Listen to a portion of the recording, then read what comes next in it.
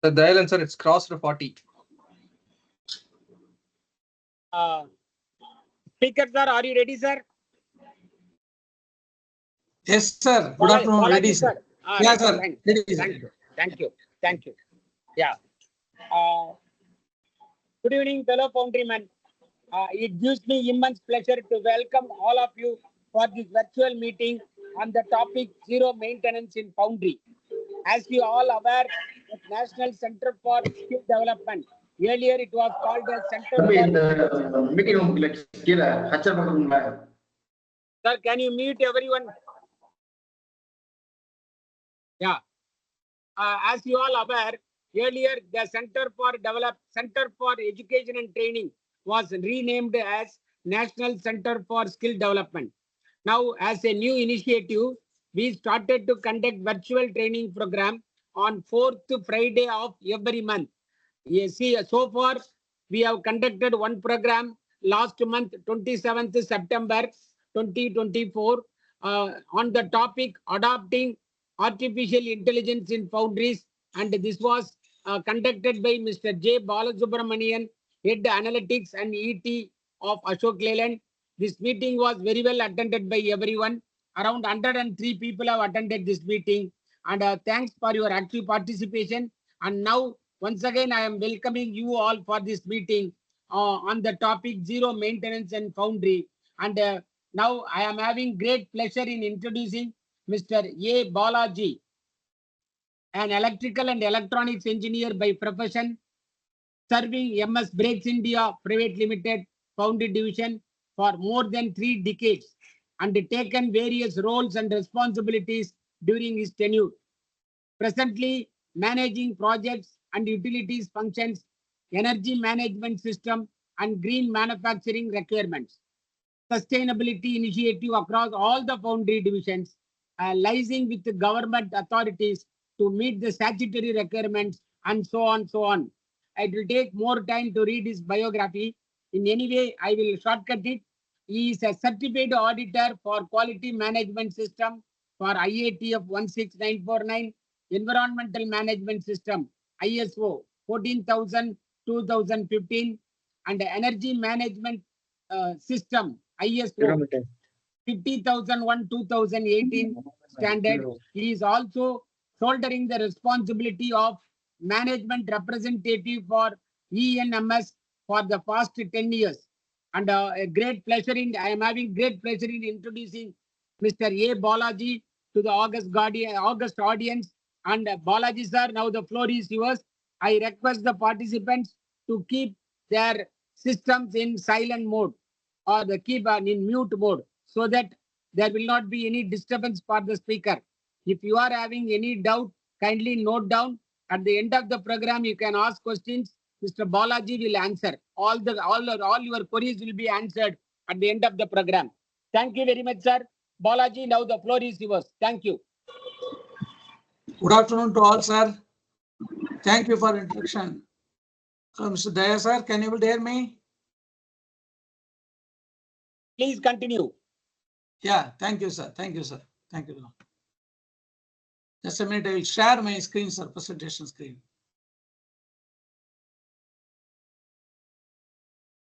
Balaji, sorry I'm late. I wish you all the best.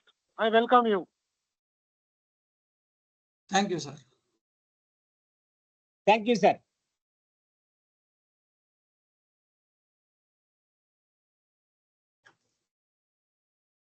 Good afternoon to all. Whether the screen is visible, sir? Visible, sir. It is very clear. Please continue. Yeah. This is the agenda, Foundry process and latest technology.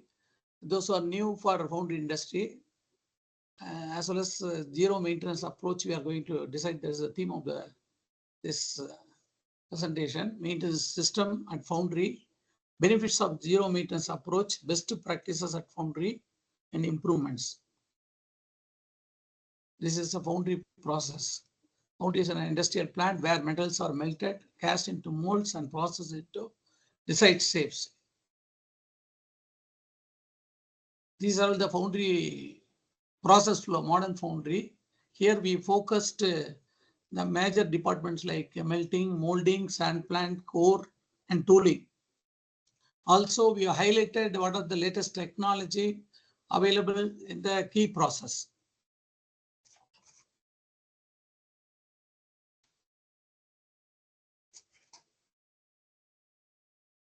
In Brakes India, at present, we are actually using charging feeder in the melting system, but we have planned to upgrade with complete automation in the new projects. Just I am going to play a video so that you will understand the entire process of melting.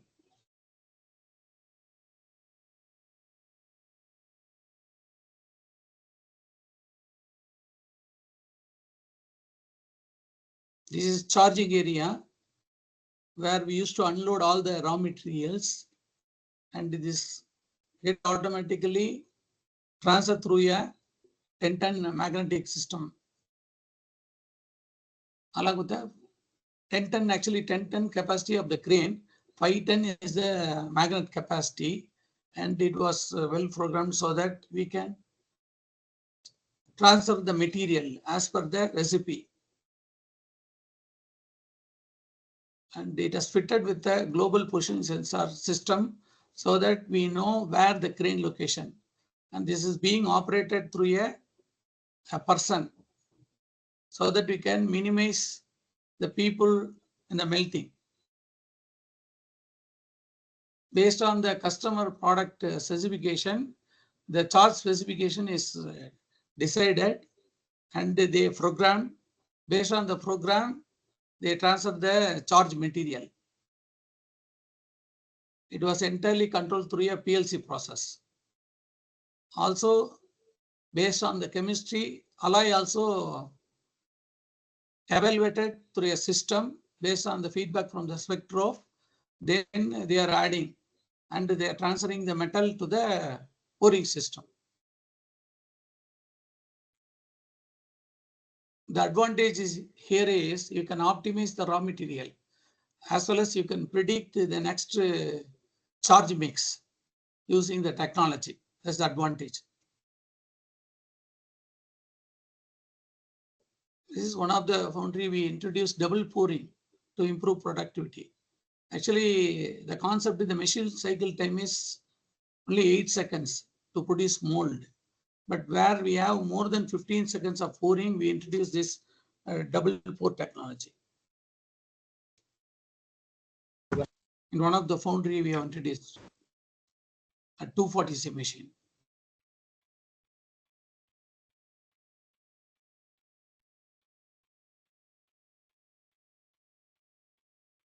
And this is the first foundry we introduced a 240C line, this double index system, along with the double pouring with the manufacturer support.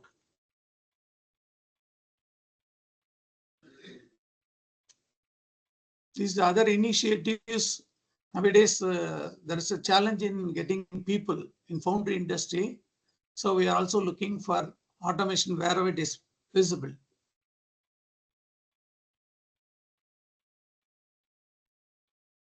This is one of the area. There's a quick pattern change automatically takes place without human intervention.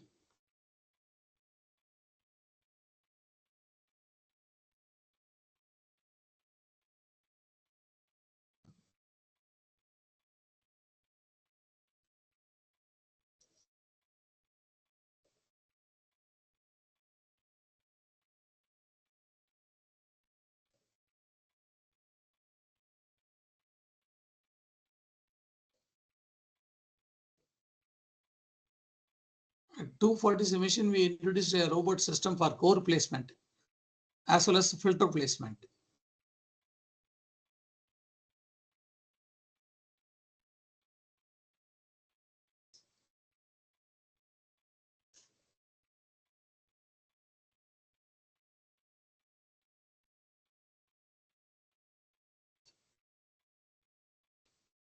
This is a double index system, which we introduced at our 240C machines.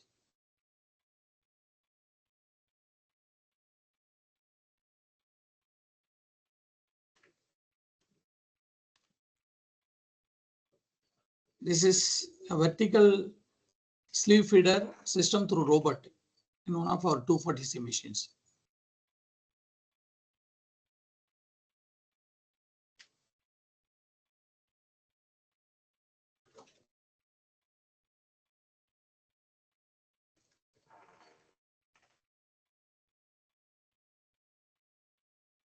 We are also planning to upgrade from our semi-automatic unheated conditioned pouring to auto pouring.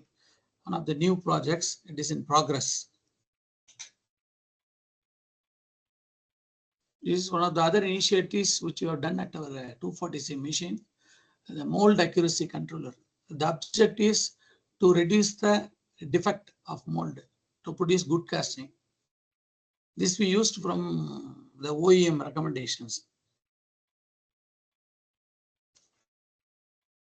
The theme of zero maintenance approach is minimizing or eliminating the need for regular manual intervention, troubleshooting, and corrective actions to keep something operational. To achieve this zero maintenance, we have used this TPM methodology. Here we are going, there are 8 pillars are there. We are going to discuss only 2 major pillars with respect to the maintenance to achieve zero breakdown. One is autonomous maintenance, another one is planned maintenance. Directly to improve the overall equipment effectiveness. Maintenance, normally we have 2 kinds of maintenance. One is planned maintenance, another is unplanned maintenance. We are going to review in the upcoming slide in detail about this preventive, predictive maintenance as well as breakdown maintenance. Friends, first we will discuss about the purpose of GH. The purpose of autonomous maintenance is to upgrade operator skill to take ownership of their equipment and empower them to perform daily checks to maintain equipment basic condition. Just a minute. Whether you are getting echo, sir? Yeah, we are getting echo, sir. Kindly cut down. Just a minute, I will mute my. Please start from the beginning of the video.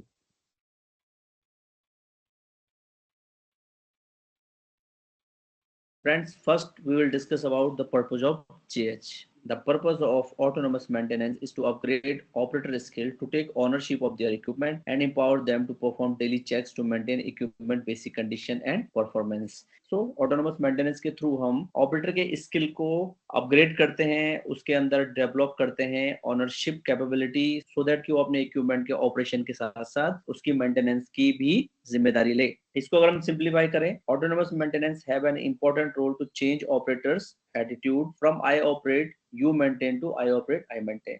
जब वो operator को हम उसकी skill को upgrade करते हैं, उसको empower करते हैं, तो उसके एटीट्यूड में चेंज होता है and he take the responsibility of machine operation as well as maintenance. Okay, नियोडोजेज की अगर हम बात करें to prevent equipment deterioration. Friends, deterioration दो प्रकार से हो सकता है, natural deterioration and force deterioration. Natural deterioration की अगर बात करें इसके रीजन के लिए तो reduction in expected life span, यानी कि कोई भी इक्विपमेंट है तो उसका एक लाइफ साइकिल है, वो उसमें एक नेचुरल डिटोरिएशन होता है. उसके अगर हम एक्शन प्लान की हम बात करें तो उस इक्विपमेंट की अगर हम मेंटेनेबिलिटी और रिलायबिलिटी एंड रिपेयर क्वालिटी के ऊपर अगर फोकस करते हैं तो उसके नेचुरल डिटोरिएशन को हम कम कर सकते हैं. एंड इसका जो एम है of course increase life span. Force deterioration को अगर हम देखें इसके रीजन को इम्प्रॉपर यूसेज एंड मेंटेनेंस, यानी कोई भी इक्विपमेंट है उसका अगर हम प्रॉपर्ली यूज नहीं कर रहे हैं और उसकी प्रॉपर्ली मेंटेनेंस नहीं कर रहे हैं तो हमारा क्या होगा, फोर्स डिटोरिएशन होगा. इसके एक्शन प्लान क्या है, establish basic conditions by daily cleaning, lubrication, inspection, tightening, so that जो हमारा एम है एलिमिनेट मेन कॉजेस वो हम अचीव कर पाए. ओके फ्रेंड्स, अब हम बात कर लेते हैं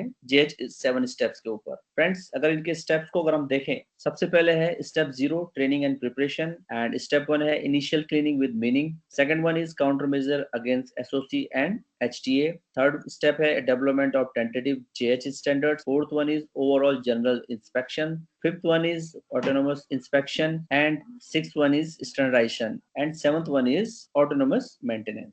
सो फ्रेंड, फर्स्ट 3 स्टेप का जो मेन मोटो है उसके अकॉर्डिंग ये जो इक्विपमेंट है उसकी बेसिक कंडीशन को रिस्टोर करना है. फोर्थ एंड फिफ्थ स्टेप के थ्रू हम क्या करते हैं, prevention of equipment deterioration. And the sixth and seventh step का जो मोटो है उसके अकॉर्डिंग हम जितनी भी इंप्रूवमेंट, जितनी भी एक्टिविटीज हमने अपने इक्विपमेंट को इम्प्रूव करने के लिए की है उनके सस्टेनेंस के ऊपर काम करते हैं. फ्रेंड्स, फॉर जेएच इम्प्लीमेंटेशन अगर हम जो एक कल्चर है शॉप फ्लोर का उसकी अगर हम बात करें तो उसमें इस एग्जांपल से हम समझने की कोशिश करेंगे। एक मशीन है और इस मशीन का जो ऑपरेटर है एंड मेंटेनेंस पर्सन है उसके बीच में डिस्प्यूट चल रहा है एंड ऑपरेटर क्या कह रहा है, production operator I operate you maintain, यानी कि मैं तो सिर्फ मशीन चलाऊंगा एंड मेंटेनेंस की जिम्मेदारी किसकी है, मेंटेनेंस पर्सन की है। एंड जो मशीन है वो क्या कह रही है, नोबडी टेकिंग माय ओनरशिप। तो यहाँ पे जो कल्चर है इससे क्या है, हमारा जो इक्विपमेंट है वो इफेक्टिवली ना तो हम यूज कर पा रहे हैं ना ही हम उसे मेंटेन कर पा रहे हैं। तो ये जो कॉमन एटीट्यूड हमें अपने शॉप फ्लोर्स में देखने को मिलता है, इसमें जब हम जेएच परफॉर्म करते हैं तो उसके पीछे तो कुछ हमारे टारगेट्स होते हैं। अगर उनको हम देखें तो अचीव जीरो बैड,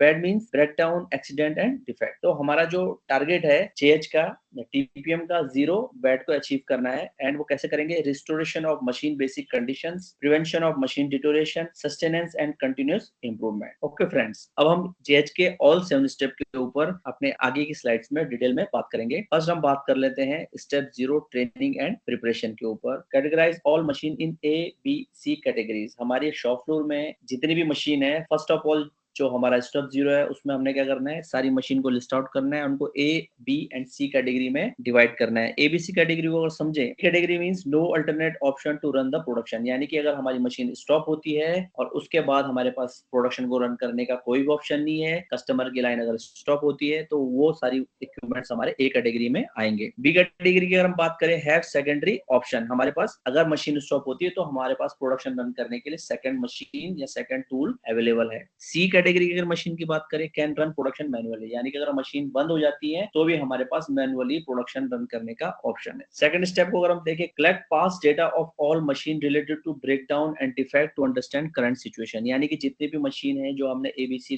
कैटेगरी में लिस्ट आउट की है उनका ब्रेक डाउन डिफेक्ट से रिलेटेड पास्ट जो भी डेटा है, जो हिस्ट्री है, वो हमने कलेक्ट करनी है। And then select A category machine as a manager model machine as per past history of maximum break down and defect. Then उसके बाद हमने ए कैटेगरी की वो machine as manager model machine select करनी है जिसमें कि सबसे ज्यादा ब्रेकडाउन और डिफेक्ट हमारे पास रिकॉर्ड हुए हैं। Then team formation and depute machine responsibility section wise. आगे हमें क्या करना है, training about JH step, need and benefit, also educate the employee about abnormalities in equipment, and then we have to move to JH step 1. JH step 1 की अगर हम बात कर लें, initial cleaning with meaning, arrange all cleaning items, cotton brushes, safety item, gloves, apron, goggles, safety shoes and lubrication oil, tools, abnormality tag etc. जितने भी cleaning के लिए basic requirements है items की, वो सारे के सारे हमने arrange करने हैं। then उसके बाद हमने जो मशीन है उसको हमने पावर सप्लाई से कट ऑफ करके उसको स्टॉप करना है। उसके बाद हमने एक्टिविटी स्टार्ट करनी है, क्लीनिंग इज इंस्पेक्टिंग। इसको समझ लेते हैं, cleaning machine inside and outside and find out abnormalities and tag them. Machine को थॉरोली हमने इनर साइड से भी एंड आउटर साइड से भी टीम की हेल्प से क्लीन करना है with inspection. Clean with inspection का मतलब है जब हम क्लीनिंग कर रहे हैं तो हमें एबनॉर्मलिटी भी फाइंड आउट करनी है और एबनॉर्मलिटी को हमने red tag and white tag से हमने टैग करना है। ओके फ्रेंड्स, एबनॉर्मलिटीज की बात करें तो 7 टाइप ऑफ एबनॉर्मलिटीज इक्विपमेंट में होती हैं, उनको अगर समझने की कोशिश करें। माइनर फ्लॉज होते हैं, basic condition not fulfilled, inaccessible places, source of contamination, source of quality defects, unnecessary items and unsafe places. Friends, फुगाई abnormalities topic के ऊपर ऑलरेडी हमने टीपीएम सीरीज में वीडियो आपके साथ शेयर किया है, इसका लिंक भी हम अपने डिस्क्रिप्शन बॉक्स में दे देंगे, तो अगर आपको रिक्वायरमेंट है तो आप उसको वहां जाके देख सकते हैं। ओके फ्रेंड्स, देन हमने क्या करना है, lubrication and retightening of bolts nuts. Okay friends, अब हम बात कर लेते हैं step 2, counter measure against SOC and STA. SOC means source of contamination and STA means hard to access area. इसकी एक्टिविटीज को अगर हम देखें, फर्स्ट क्या करना है, prevention of source of contamination, find out the root cause of source of contamination and eliminate them. हमने क्या करना है, जो सोर्स ऑफ कंटेमिनेशन है वो ढूंढना है इक्विपमेंट में, उसके रीजंस को फाइंड आउट करना है एंड उनको एलिमिनेट करना है। इसका एक एग्जांपल अगर देख लेते हैं, एक मशीन है, उस मशीन में क्या है, सोर्स ऑफ कंटेमिनेशन दिख रहा है, यहाँ पर इधर कूलेंट जो है शॉप फ्लोर में आ रहा है, इधर स्क्रैप शॉप फ्लोर में बिखरा हुआ है, और भी जो एग्जांपल्स अगर हम देखें, leakage of oil, air, coolant, gas, scrap, ये सारे के सारे क्या हैं, एग्जांपल्स हैं सोर्स ऑफ कंटेमिनेशन के। तो हमने क्या करना है स्टेप 2 में, अपनी इक्विपमेंट में जितने भी सोर्स ऑफ कंटेमिनेशन के रीजंस है उनको फाइंड आउट करके एसओसी को एलिमिनेट करना है। आगे अगर हम बात करें, improve hard to access area या इनएक्सेसिबल प्लेसेस भी हम कहते हैं, यानी कि जो प्लेस ऐसे हैं जहां पर हमें काम करना है, कुछ भी क्लीनिंग करनी है, इंस्पेक्शन करना है, कुछ भी करना है, लेकिन हम वहां पर इजीली नहीं कर पा रहे हैं, हम वहां पर इजीली हमारी रीच नहीं हो पा रही है, तो ऐसे एरियाज को हमने फाइंड आउट करके उनको इंप्रूव करना है, सो दैट कि हम cleaning, inspection, lubrication, tightening, adjustment, इन सारी एक्टिविटीज को परफॉर्म करने के लिए। तो इसका एक एग्जांपल देख लेते हैं। एक मशीन है, इस मशीन में एक गियर बॉक्स है एंड ये मेंटेनेंस पर्सन है, उसको एक फटीग है। फटीग क्या है? I have to check it again and need to open and close 6 screws, this take more time to inspect. अब ये वो क्या कह रहा है कि मुझे इसके अंदर जो गियर बॉक्स है उसको चेक करने के लिए क्या है, इन 6 स्क्रू को खोलना है, देन जब वो चेक करना है उसके बाद फिर उसको टाइट करना है, तो इसमें बहुत टाइम जाता है। ऑपरेटर को जहाँ टाइम भी बहुत जा रहा है, उसको फटीग भी है। तो उसके लिए हमने जो हार्ड टू एक्सेस एरिया है उस पर हम जब काइजन करते हैं, इंप्रूव करते हैं उस एरिया को, देन उसके बाद की अगर हम एग्जांपल देखें तो ये मशीन का जो गियर बॉक्स है बाहर से विजिबल है। इसमें हमने क्या किया है, ट्रांसपेरेंट कवर लगाया है एंड जो स्क्रू है वो सारे एलिमिनेट करके सिर्फ हिंज लगाया है, सो दैट वो इजीली ओपन करके अपने गियर बॉक्स को इंस्पेक्ट कर सकता है इजीली, कम से कम समय में, एंड देन उसको वापस बंद कर सकता है। एंड आफ्टर दिस इंप्रूवमेंट जो ऑपरेटर है उसका मोरल क्या है, हाई है, एंड वो क्या कह रहा है, now I can inspect gear box unit from inspection window. ये इंस्पेक्शन विंडो हो गई है। And PM time also reduce due to replacement of 6 screw by a hinge. तो ये एग्जांपल है आपका हार्ड टू एक्सेस एरिया को इजी टू एक्सेस एरिया में कन्वर्ट करने का। एंड ये सारी एक्टिविटी के लिए हमें क्या है, 5G यानी कि गेम्बा, गेनबुत्सु, गेंजेत्सु, गेनेरी, गेंसोकु, इस मेथोलॉजी के थ्रू हम ये सारी एक्टिविटीज शॉप फ्लोर पे करते हैं। एंड 5G के ऊपर भी फ्रेंड्स डिटेल में वीडियो हमने आपके साथ शेयर किया, उसका लिंक भी हम डिस्क्रिप्शन बॉक्स में दे देंगे। अगर आप 5G को डिटेल में समझना चाहते हैं तो वहां जाके आप उसको देख सकते हैं। इसके बाद हम बात कर लेते हैं स्टेप 3 की। Step 3 development of tentative GH standards, यानी कि अब जो हमने इंप्रूवमेंट्स किए हैं एंड जो चेक पॉइंट्स हमारी मशीन में आइडेंटिफाई किए हैं उनको हमने चेक करना है और उसके लिए कुछ स्टैंडर्ड हमने डिफाइन करने हैं। फर्स्ट अगर देख लें क्लीटा standard, make GH standard for equipment CLITA, also add the frequency and procedure what to do and how to do। Standard बनने हैं किसके, CLITA के। CLITA means cleaning, lubrication, inspection, tightening, adjustment। then CLITA point marking on equipment, provide CLITA visuals on machine to perform GH activity as per tentative standard। then उसके बाद जो check sheet हम बना रहे हैं tentative GH standards की, उसके according ही जिस पॉइंट को हमने मशीन में चेक करना है वहां उस पॉइंट को मशीन पर भी हमने विजुअल्स के थ्रू आइडेंटिफाई करना है, सो दैट की ऑपरेटर इजीली उस पॉइंट को सर्च कर पाए एंड चेक पॉइंट्स को परफॉर्म कर पाए। ये एग्जांपल अगर हम देखने की कोशिश करें, इस तरीके से कुछ GH टेंटेटिव स्टैंडर्ड हमारे होते हैं एंड जो विजुअल्स हैं इस तरीके से हम क्लीनिंग, लुब्रिकेशन या इंस्पेक्शन या फिर रिटाइटनिंग के लिए यूज कर सकते हैं। एंड कुछ और एग्जांपल्स हैं विजुअल्स के जैसे direction of motor rotation, match marking on bolts, direction of belt rotation, oil level indicators for max minimum level, pipes color coding, direction of flow in pipes, direction of opening closing of valve। तो इस तरीके से कुछ examples हैं जिनको हम machine पे visualise कर सकते हैं एंड अपने जो GH स्टैंडर्ड है उसके अकॉर्डिंग चेक कर सकते हैं। ओके, अब बात कर लेते हैं स्टेप 4 ओवरऑल जनरल इंस्पेक्शन के बारे में। फर्स्ट हम क्या करेंगे, training to the operator about equipment function, mechanism and basic structure. अब इस 4 स्टेप में हमने अपने ऑपरेटर को एजुकेट करना है इक्विपमेंट के फंक्शन के रिगार्डिंग, उसका मैकेनिज्म क्या है, उसका स्ट्रक्चर क्या है, सारी जो नॉलेज है वो हमने ऑपरेटर को फीड करनी है। देन तो जो हमारी ट्रेनिंग होगी उसमें जो इंपॉर्टेंट कैटेगरी है उसके अकॉर्डिंग हमने ट्रेनिंग देनी है। अगर वो कैटेगरी को अगर समझें, हाइड्रोलिक्स है, मशीन के हाइड्रोलिक पार्ट की ट्रेनिंग देनी है, न्यूमेटिक पार्ट्स है, ड्राइव है, इलेक्ट्रिकल्स है, फास्टनर है, लुब्रिकेशन सिस्टम है, सेफ्टी है, तो इन सारे कैटेगरीज में हमने ट्रेनिंग अपने ऑपरेटर को प्रोवाइड करानी है। ये जो ट्रेनिंग हम प्रोवाइड करा रहे हैं इसके अगर बेनिफिट को अगर देखें तो जो ऑपरेटर को बेनिफिट होंगे उसमें better understanding of equipment structure, function, mechanism. Operator जो है ट्रेनिंग के बाद अपने इक्विपमेंट को, उसके फंक्शन को, उसके मैकेनिज्म को बहुत अच्छी तरीके से समझ सकता है। Can perform basic maintenance as पर GH स्टैंडर्ड, एंड जो GH स्टैंडर्ड के अकॉर्डिंग जो उसको एक्टिविटी करनी है उसको इजीली वो परफॉर्म कर सकता है। कैपेबिलिटी टू आइडेंटिफाई एबनॉर्मलिटीज, अपने इक्विपमेंट में एबनॉर्मलिटी को फाइंड आउट करने की कैपेबिलिटी उसकी इंक्रीज होती है। एंड कैन फाइंड आउट फुगाई रूट कॉज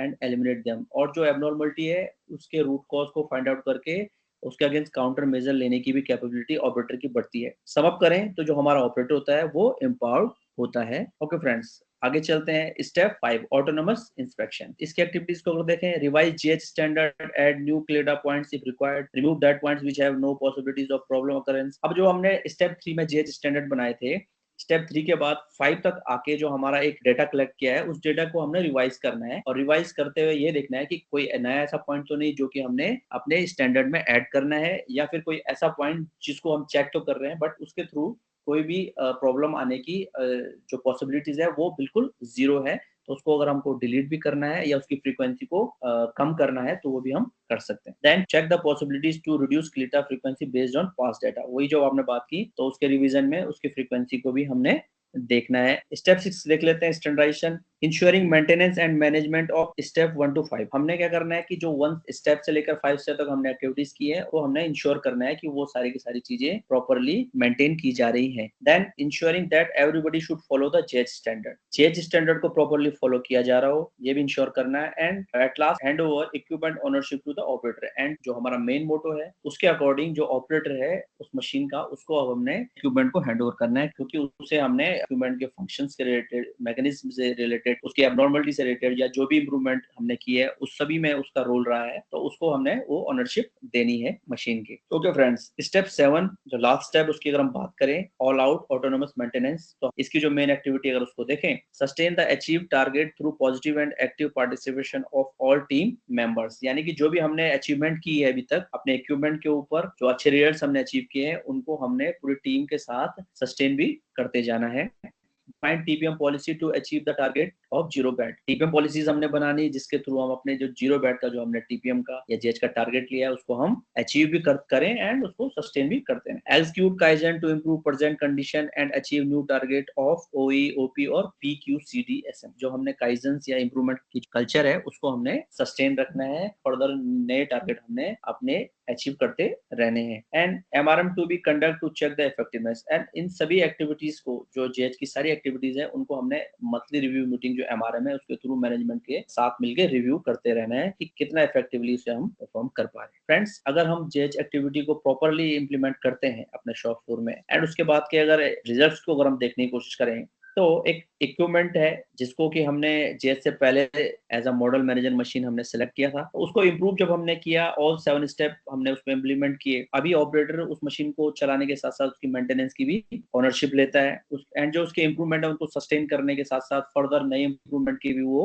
जिम्मेदारी लेता है। एंड जो मशीन है अब क्या है, वो मशीन अभी हैप्पी है एंड मशीन क्या कह रही है, thanks for making me zero bad machine. तो फ्रेंड, एक एग्जाम्पल है, उसके थ्रू हम यही समझाने की कोशिश कर रहे हैं कि जो एक जेएच है बेसिकली उसमें ऑपरेटर मशीन को इसलिए इंप्रूव किया जाता है, उनके वो फोकस किया जाता है क्योंकि एक मशीन को एक इंजीनियर से बेहतर जो उसको चलाने वाला ऑपरेटर है वो बेहतर जानता है। एंड उनके बीच में एक बॉन्डिंग बननी चाहिए। अगर एक बॉन्डिंग ऑपरेटर मशीन के बीच में रहेगी तो डेफिनेटली ऑपरेटर जो है अपनी मशीन की केयर भी करेगा, उसकी देख रेख भी करेगा। एंड जेएच के थ्रू ऑपरेटर और मशीन के बीच एक बॉन्डिंग बनती है, तो उसके थ्रू हम जो है अपने जो टारगेट्स हैं जीरो बैट को हम अचीव कर पाते हैं, उसके मशीन को जो है इफेक्टिवली यूज कर पाते हैं, उसका अप टाइम इंक्रीज कर पाते हैं, उसको यूटिलाइज कर पाते हैं। और हम बात करें तो हमारा इक्विपमेंट अगर प्लांट में इफेक्टिवली चल रहा है तो हमारा जो होल ऑर्गेनाइजेशन है वो ऑटोमेटिकली इंप्रूव करता है। ओके फ्रेंड्स, आई होप कि आज का जो टॉपिक है जेएच 7 स्टेप, उसमें जितनी भी इंफॉर्मेशन है उन्हें आपके साथ शेयर की है वो आपके लिए काफी help.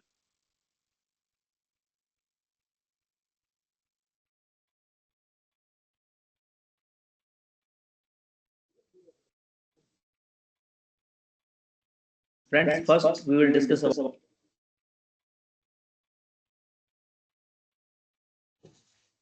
Hello.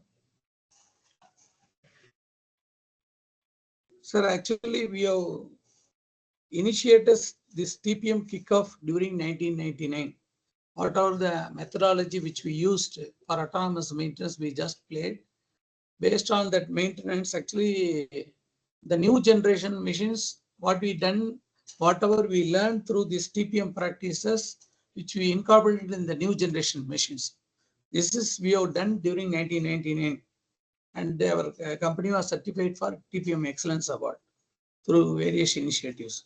I'll also share how we have implemented these kind of practices in our foundry industry in the upcoming slides.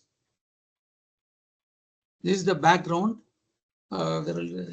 During that time, 1999, we found there is a skill level issue with the operators, and there was an oil leakage, and there is a scope for improvement to extend the life of the component.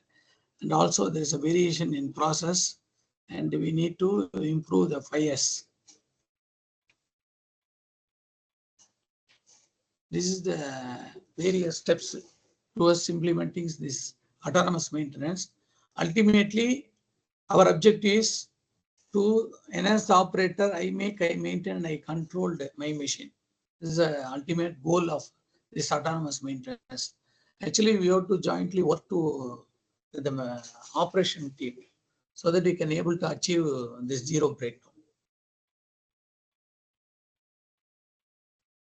So actually, how we have done now, first we evaluated in one of the foundry, then based on the critical machines, I think where we have more issue on safety, quality, as well as the breakdown. We selected the machine, we call model machine. Then we formed a team, cross-functional team with manufacturing operation team. Then we set a target how to achieve zero breakdown. And we also initiated through JFEM guideline and with the consultants, this autonomous as well as the planned maintenance. Also, we implemented other pillars also. But here we are going to focus only these two maintenance.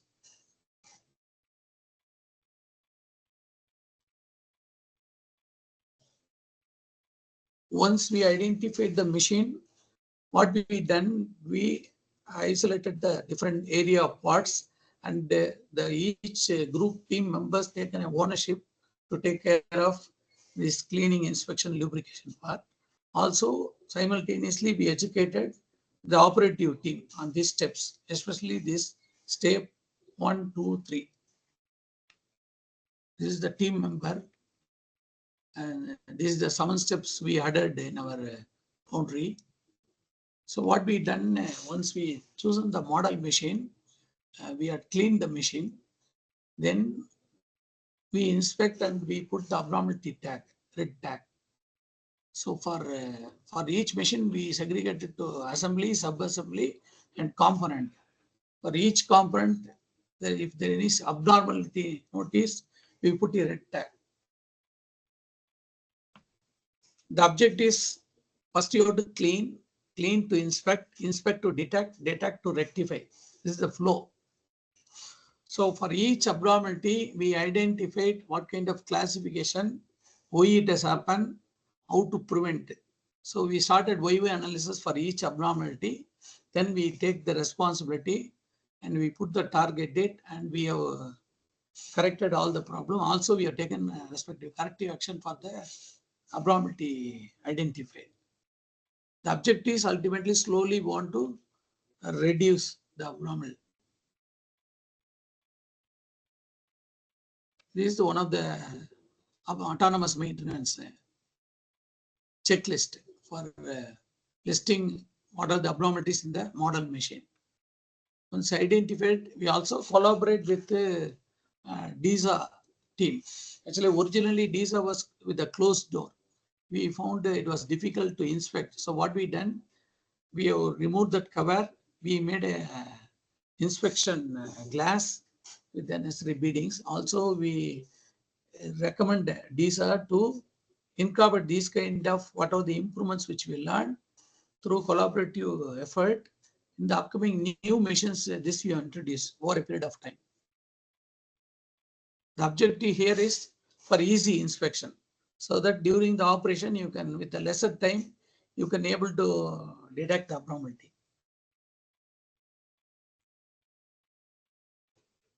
So this is some of the cases which were done to improve. Especially this TPM talks about 3 things. One, hard to access and source of contamination. Here you found one of the area sand leak was more, which had a problem. Also, there's a dust entrapment in the hydraulic circuit. So what we done, we introduced a cleaning mechanism, as well as we also introduced easy inspection mechanism in one of the AMC hydraulic pack. This is one of the case where we had frequent failure of bearing in the AMC roller. So what we done, we introduced a seal so that to prevent the sand entry into the bearing, and which caused trouble.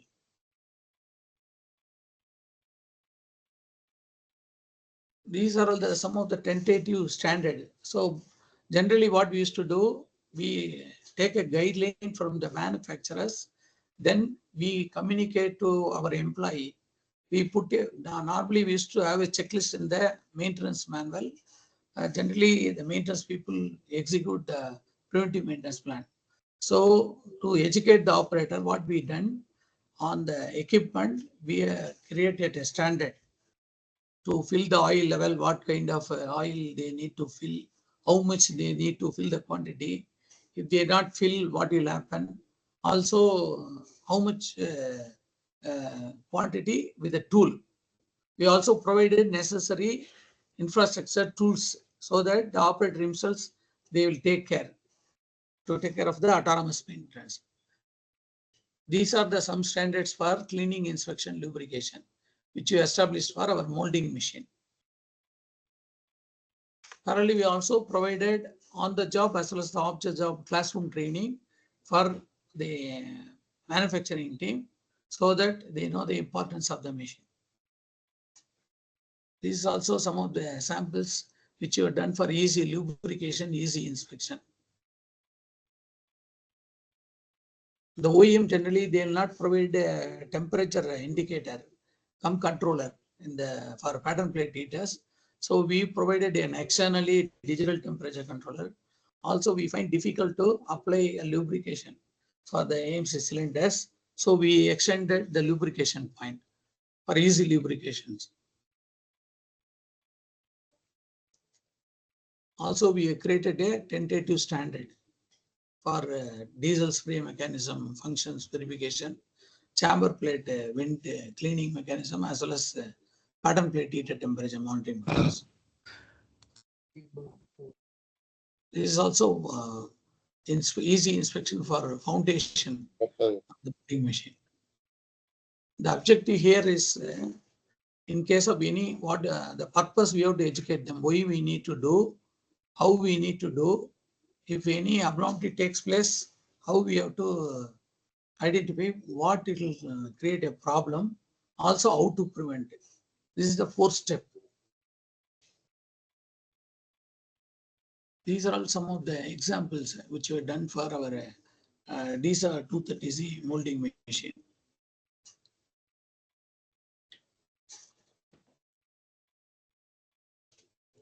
Here the objective is we should ensure the lubrication oil flow without any interruption. We provided a see-through mechanism and also we educated the operator. This is also we educated what are the key parameters they need to monitor the HMI video screen. This we also displayed near the machine through activity board.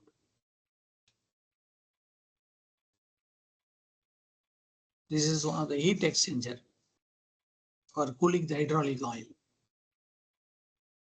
And various marks, for example, to easily identify the pneumatic line, gas pipeline, as well as hydraulic system line, as well as the water line. So with the color, you can easily identify the distribution of pipelines. Also, for the moving parts like crane, we put in a zebra mark. For stationary parts, monorails, we used to put yellow mark. Also, we introduce a valve position so that you know the status of the valve, whether it should be in open or it should be in closed, or whether it need partially open or closed. And also we put a mark on the motor. What is the RPM? What is the maximum temperature it can withstand? Nameplates, of course, it is available in the motor, but you put a sticker, what direction it need to rotate. Similarly, oil level gauges, which is acceptable range, which we need to take some action, warning range, as well as the danger zone, which warrants some immediate action. Also, we explained the production operator, the importance of cleaning the chamber plates as well as the tool.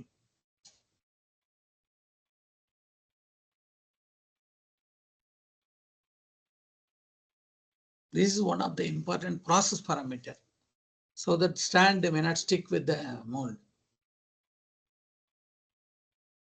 Also, we educated the operator to ensure the short pressure as well as the squeeze pressure parameters.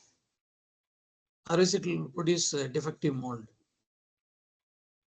Also, we told educated the side guide rail, what is the distance they need to maintain. In case of any abnormal notice, they should get help from plant maintenance team. These are some of the case study for spray nozzles.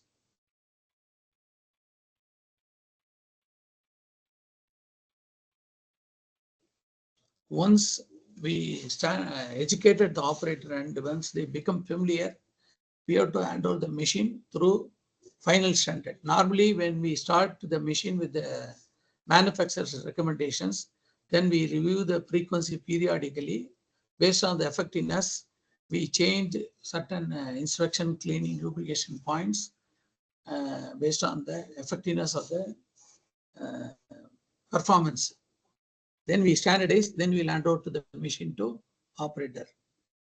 They will take care of cleaning, inspection, lubrication, and the plant maintenance will take care of plant maintenance recommends like periodic overhauling, condition based. They'll support to enhance the uptime of the foundry equipments. This is the quality matrix to reduce the defect.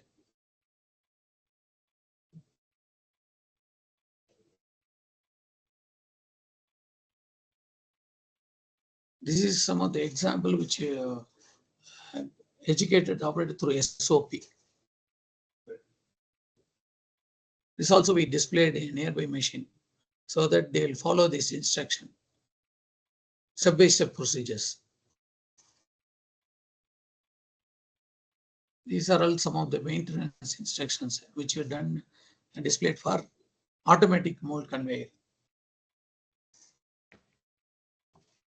We take the input from the DISA machine guidelines that we put a display so that the operator can ensure that as per the prescription, it was aligned and ensured it meets the compliance.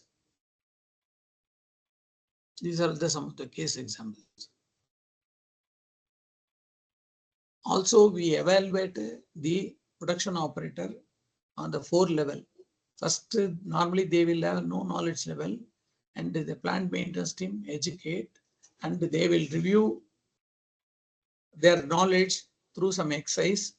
Once they performed well, then we'll also ask them to do relay teaching with respect to their experience qualification so that the others newcomers also get trained.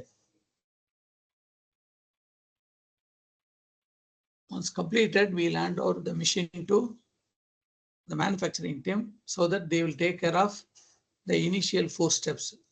However, the 6th step and 7th step, plant maintenance team has to support. These are all the results.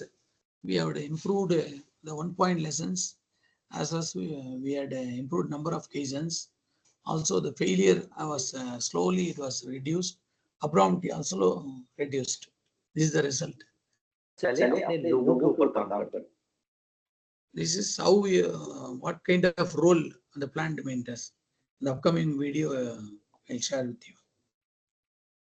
चले अपने लोगों के ऊपर काम करते हैं, means अपने लोगों को इतना एम्पावर करते हैं, इतना स्किल्ड करते हैं सो दैट कि उनके थ्रू जो प्रोडक्ट या सर्विस डेवलप की जा रही है वो वर्ल्ड क्लास की हो या फिर कस्टमर की जो एक्सपेक्टेशन हो उसके अकॉर्डिंग हम अपनी प्रोडक्ट या सर्विस को बनाकर डिलीवर कर पा रहे हैं। आगे वो कह रहे हैं if you want Sir, your voice is not clear. Just a minute, sir. Yeah.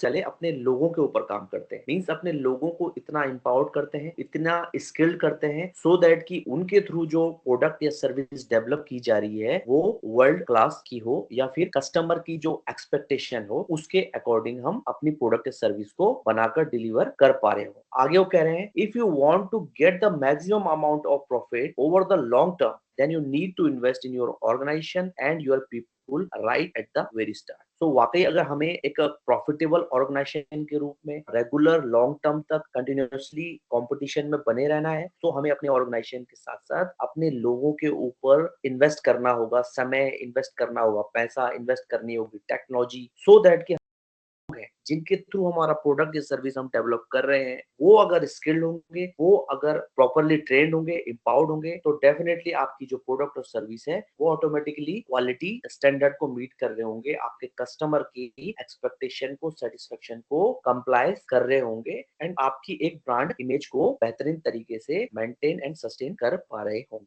नमस्कार दोस्तों, this is Pradeep and welcome back. So जैसे कि आपने थंबनेल में देखा है, आज हम बात करेंगे टीपीएम के थर्ड पिलर प्लांट मेंटेनेंस के ऊपर। लेकिन उससे पहले अगर हम बात करें तो प्लांट मेंटेनेंस की अगर हम ऑब्जेक्टिव की बात करें, यानी कि व्हाट टू डू, हमें प्लांट मेंटेनेंस के थ्रू करना क्या है। सो उसमें अगर हम देखें तो प्लांट मेंटेनेंस का जो हमारा ऑब्जेक्टिव है, उसके थ्रू हमारा जो इक्विपमेंट है उसको हम जीरो ब्रेकडाउन की कंडीशन में या जीरो ब्रेकडाउन के लेवल तक उसको हम लाने की कोशिश करते हैं, सो दैट कि हमारा जो इक्विपमेंट का अप टाइम है, यानी कि उसका जो रन टाइम है, वो मैक्स टू मैक्स हो। साथ ही अगर हम बात करें जो हमारे इक्विपमेंट की इफिशियंसी है या हम बात करें उसकी मेंटेनेंस, तो उसको भी हम प्रॉपरली एग्जीक्यूट कर पाए। बट हमारा जो ऑब्जेक्टिव है प्लांट मेंटेनेंस का, वो अचीव कैसे होगा, उसका जो एक्शन प्लान है वो क्या होगा। तो उसमें अगर हम देखें तो हमारे इक्विपमेंट में हमें जो डेली बेस्ड मेंटेनेंस है या हमारी जो टाइम बेस्ड या कंडीशन बेस्ड मेंटेनेंस है, उसको हमें इफेक्टिवली इंप्लीमेंट करना होगा। रूट कॉज एनालिसिस करने होंगे जो भी फेलियर हमारे आए हैं, सो दैट कि वो फ्यूचर में रियकर ना हो। एंड कंटिन्यूस इंप्रूवमेंट की जो अप्रोच है उसको हमें अडॉप्ट करना होगा एंड उसको सस्टेन करना होगा, सो दैट कि हमारा जो इक्विपमेंट है उसका यूटिलाइजेशन बढ़ा पाए, उसका लाइफ साइकिल हम बना पाए, उसकी इफिशियंसी को हम बढ़ा पाए।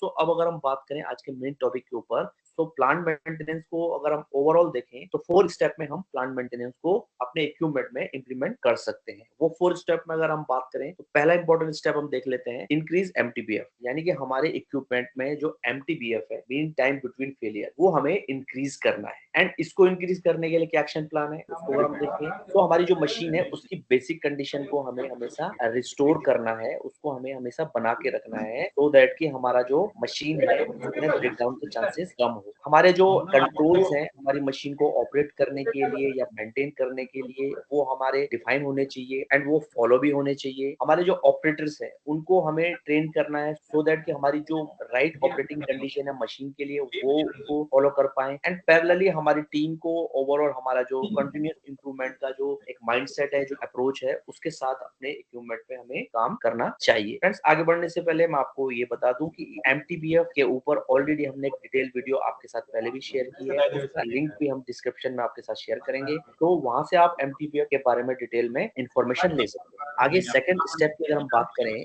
तो प्लांट मेंटेनेंस में सेकंड स्टेप में हमें हमारा जो मशीन है उसके लाइफ स्पैन को इंक्रीज करने के लिए फोकस करना होता है। एंड उसके लिए जो एक्शन हमें लेने होते हैं उसमें हम क्या कर सकते हैं, जो हमारा इक्विपमेंट है उसके जो डिजाइन है, अगर वो वीक है, कहीं भी आपको लग रहा है या प्रोसेस के दौरान आपको लगता है कि हमारे इक्विपमेंट के ऊपर ओवरलोडिंग हो रही है, तो वहां पर हम इंप्रूवमेंट कर सकते हैं, काइजन कर सकते हैं, जिसके थ्रू हमारे इक्विपमेंट के डिजाइन को हम और बेहतर बना सकते हैं। सेकेंडली अगर हम बात करें तो जहां पर भी हमें लगता है कि कोई भी फेलियर आने के चांसेस हैं ड्यू टू इम्प्रॉपर ऑपरेशन या इम्प्रॉपर मेंटेनेंस एंड रिपेयर, तो वहां पर मिस्टेक को प्रिवेंट करने के लिए, अवॉइड करने के लिए हम कोई को इम्प्लीमेंट कर सकते हैं। हमारे जो ऑपरेटर्स हैं, चाहे वो मशीन ऑपरेटर हो या मेंटेनेंस पर्सन हो, उनके स्किल को आइडेंटिफाई कर सकते हैं कि किस तरीके से राइट ऑपरेटिंग कंडीशन में मशीन को चलाना है, या फिर ऐसी कोई एक्टिविटीज, ऐसी कोई एबनॉर्मल कंडीशंस मशीन में है जिनको वो आइडेंटिफाई कर पाए टाइमली, सो दैट कि मशीन को अनवांटेड फेलियर से बचाया जा सके, या फिर जो डिटोरिएशन है उनको हम प्रिवेंट कर सके, अवॉइड कर सके, सो दैट कि हमारी मशीन का जो लाइफ स्पैन है वो हम इंक्रीज कर सकें। तो आगे अगर हम बात करें, थर्ड जो इंपॉर्टेंट स्टेज है प्लांट मेंटेनेंस की, वो है टीबीएम मैनेजमेंट। टीबीएम यानी कि टाइम बेस्ड मेंटेनेंस या टाइम बेस्ड मैनेजमेंट भी हम इसे कह सकते हैं। So friends, time based maintenance में जब हम बात करते हैं तो हमारी जो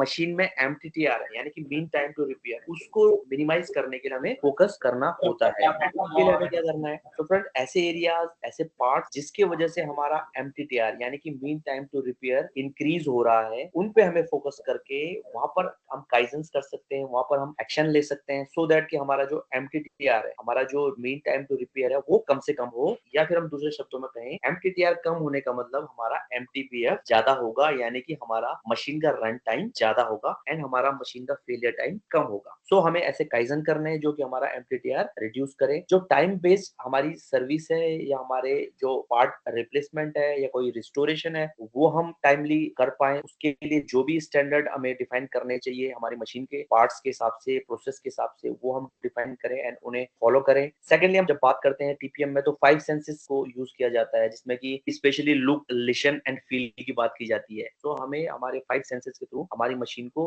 रेगुलर बेसिस पे ऑब्जर्व करते रहना चाहिए कि कहीं पर भी अगर कोई इरेगुलरिटी या कोई भी इंटरनल डिटोरिएशन हमें महसूस हो रहा है, हमें फील हो रहा है, हमें दिख रहा है, कोई भी हमें अबनॉर्मल साउंड, वाइब्रेशन महसूस हो रही है, तो उस पे हमें टाइमली एक्शन लेना है सो दैट कि हमारी मशीन पे जो फेलियर है उसको हम प्रिवेंट कर सकें एंड अपनी मशीन के रन टाइम को हम इंक्रीज कर पाए। फोर्थ इंपॉर्टेंट एंड लास्ट जो स्टेज है हमारी प्लांट मेंटेनेंस के according, that is prediction of failure. So इसमें बेसिकली प्रेडिक्शन करना है, एक अनुमान लगाना है, एक एस्टिमेशन लगाना है कि जो भी हमारे इक्विपमेंट में प्रोसेस हो रही है उनमें क्या कोई ऐसी अबनॉर्मल एक्टिविटीज हो रही है, जैसे लीकेज है, क्रैक, कोरोजन, कोई एबनॉर्मल साउंड, कोई वाइब्रेशन, कोई अनइवननेस आ रही है टेम्परेचर में। सो हमें ये फाइंड आउट करना है कि ऐसी कोई भी अनवांटेड एबनॉर्मल एक्टिविटी अगर हमारी मशीन में कहीं भी हो रही है जो कि फ्यूचर में मशीन में एक बड़ी फेलियर को क्रिएट कर सकती है। सो हमें ऐसी फेलियर का अगर कहीं भी अनुमान लगता है तो उस पर हमें तुरंत एक्शन लेना है सो दैट कि हमारी मशीन को फेलियर से बचा पाए एंड उसको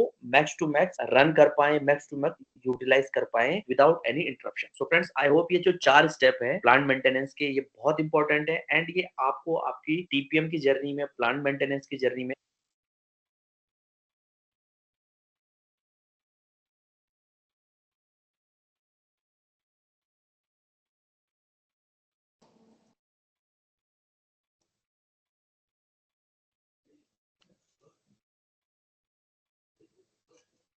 Hello? Yeah. So these are the various steps which used for plant maintenance. We'll also present what we done in the Foundry. So we feel zero breakdown is not able to not achieve for certain equipments. Also skill level need further upgradation. Also there is a scope for spare parts cost reduction. So this is plant maintenance objective to achieve sustain and zero breakdown, to increase mean time between failure and to reduce mean time to repair. Also upgrading the knowledge of the production operators, as well as we want to achieve zero breakdown. Also, we want to optimize the consumption of spare parts. Also to improve the quality of the product by reducing the defect. This is also one of the plant maintenance initiatives which we have done from utility sector. This is one of the case study which we have done at 110/11 kV power supply system. Generally, to monitor the insulation level, we use the latest technology we'll call partial discharge test. Normally, in any foundry or any ST 11 kV supply system or 33 kV or 110 kV power supply system, the maintenance people used to disconnect the power during a monthly shutdown or when non-production days, and they used to measure the insulation level using a Megger and suitable insulation measuring system. But this test was done during when the production was in operations. The idea is they will measure the noise level during when the plant in operations. Also, they will also monitor leakage current of the melting system so that they will know the insulation level at the optimum operating condition, so that you can predict the insulation level of the entire electrical distribution system and you can take suitable action. This is one of the new technology which normally Europe and other countries used to follow. So which we learned and we executed in one of the line, and we extend horizontally in the rest of the line. This is called partial discharge test. Now it is available in Chennai. You can also use this service. The idea is to predict the insulation level of the entire distribution system while the plant in operation. That is the main advantage here. And we have implemented this system. Earlier, we implemented this TPM activity through standalone system. Then we bring it to our quality management system. What I mean is, through quality policy is the driver for our Foundry division, and through this IATF 16949 system, whatever we learned this TP methodology, we bring it to this system, so that will become a routine activity. This is the policy, and this is our top management objective to reduce the internal failure cost. And once top management is committed, then the respective plant it is taking the department objective. That is, for this plant, we should maintain zero breakdown. We should reduce the defect, increasing the mean time between failure and reducing the mean time between failure. Also, enhance the knowledge of the newcomers as well as the existing people through refresher training. Also, to optimize the cost of spare parts, plus all the equipments. Also, to reduce energy cost. These are also some of the KPI on the maintenance front, which used to monitor and waste order. Reduce breakdown, improve zero failure, abnormality correction, MTPF, MTTR, MTTF. The difference between the MTTR and MTPF is whenever if you purchase the new machine, the first failure may happen. So you should normally new machine, the manufacturer used to give 1 year warranty. Sometimes the new machine also fail due to some design failure or some component failure. So generally these parameters normally maintenance people never monitor, but we used to monitor this. Also, we also ensure the reliability. Also, we ensure the critical spares, and we prepare a schedule. Various kinds of maintenance techniques available to achieve zero breakdown. We used to follow almost based on the equipment. We used to choose these various kinds of maintenance. I will demonstrate the upcoming slides, different kinds of maintenance, how we implement it. These are all the benefits. There's opportunity to improve the overall plant efficiency. These are all the various KPIs which you used to set for equipment. Hello? Hello? Hello, is it visible?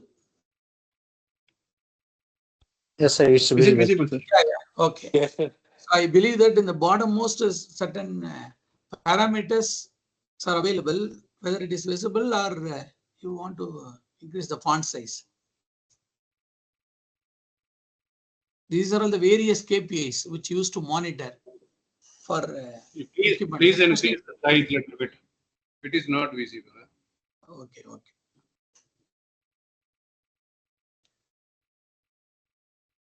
Now is it okay? Yeah, now it's okay. Yeah. For example, if you take failure loss, you should use this methodology to improve. I mean, to reduce the failure loss, periodical loss. Normally, we used to apply this in our foundry in the molding machine, because molding machine is the key machine to produce castings. So we evaluate OEE for the molding machine.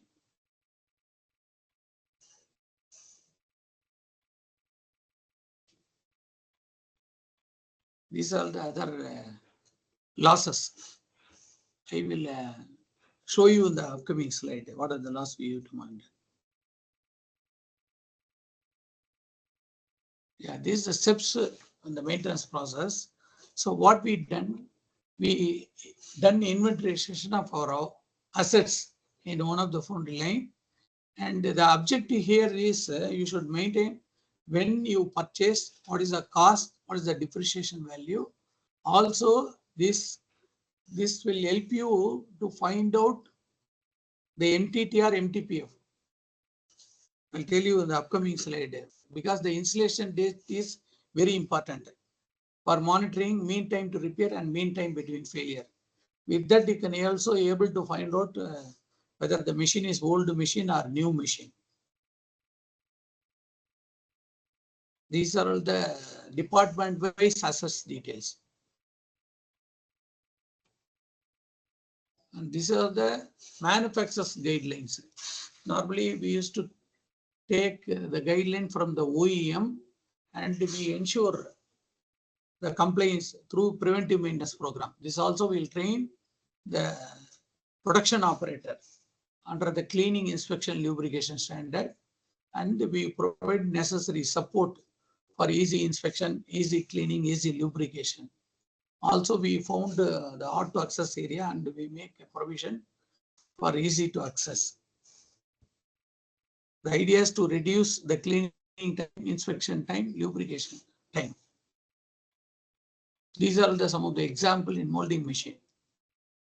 Whatever the case study I presented is only mostly pertaining to the molding machine. Similar thing which we have done for melting other department equipments also. The methodology is same. This is also one of the example from melting, induction melting system, which we used to take data from the induct with them.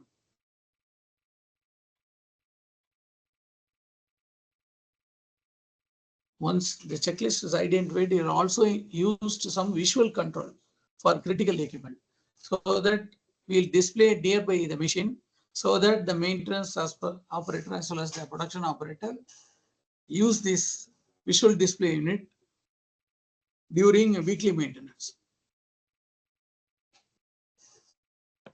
This will help him to take the key parameters on the maintenance parameters of the equipment. In case of any abnormality, you will also get help from the plant maintenance team. This is one of the case example of SAM 16 mixer. Here is ensuring the bottom scraper gap, as a blade gap, wall scraper gap, also bearing gap, the play, other conditions, so that it will produce quality prepared sand. These are some of the examples of preventive maintenance schedule. The entire year, we used to list all the equipments and we schedule, especially for the compressors and generators. Either you used to have the operating hours, sometimes the year also we take either hours or the period.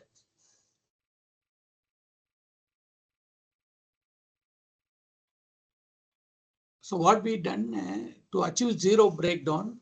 So for each department, we identified what are the critical equipments which contribute higher breakdown, safety as well as the uptime issue. So we categorized into ABC category. So these are some of the examples, various departments, which we found it's a critical machine. This is the priority, how we have prioritized ABC. Generally, A missions is very critical. C missions, it was okay. We have some spare. But B, we have spare, but it is also important. These are all process. With 5W1H, we have created a maintenance process. These are also some of the examples which we incorporated in our quality management system. Turtle diagram, process flow diagram. This is the various process flow of preventive maintenance, predictive maintenance, and time-based maintenance. So last year, based on the last year preventive maintenance, we evaluate the frequency and the checkpoints.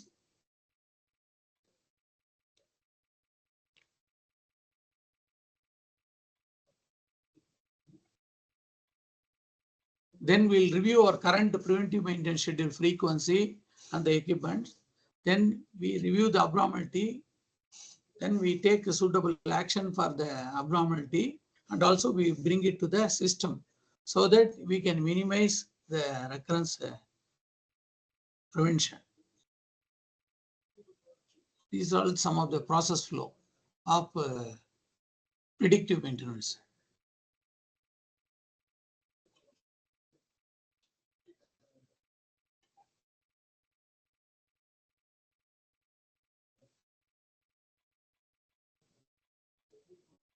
This is some of the example for time-based maintenance. time-based maintenance we used to follow, especially for generator and compressors.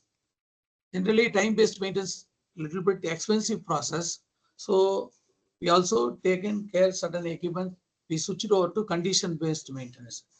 I'll share with you what we done on the condition-based maintenance front. Hello, my name is Uwe Forsberg here at IDCOM. Today.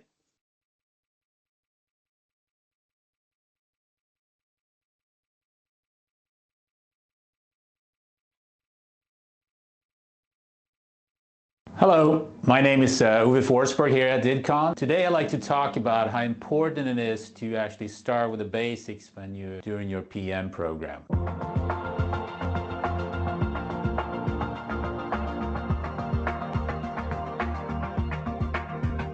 What we see in many places today, of course, is a lot of focus on technology, analysis, the IoT, connectivity, AI, and machine learning. And of course, that's a good thing here, going in the long run and being strategic. But I think the focus should be on the basics first. A lot of times we putting sensors on there and the machines, we see that's going on, and it's not really getting the benefits, because it's really telling us, and this is actually what I heard from a plant that was in that, well, the results was we need to clean the equipment better, we need to lubricate better, and we need to plan and scale our work better.